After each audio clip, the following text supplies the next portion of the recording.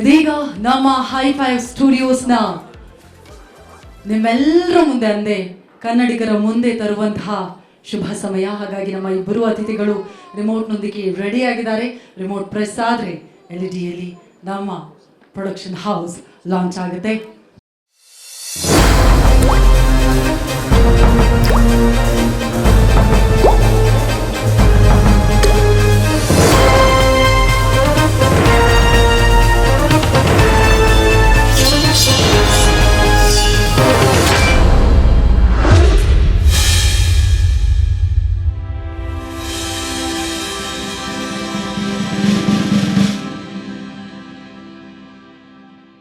Hi5 Studios, it is Hi5 because of 5 people involved in this, and that's why the logo as well. The logo is the tally or the statistics way of notifying or denoting number 5. And Hi5 Studios is planning to do two things. One, produce world-class content in Kannada language for the global audience. And so the kind of efforts which they are taking is to create content which will be which will appeal to the global audience, at the same time take what is Kannada, what is Karnataka, and what is the essence of this land and take it to the world.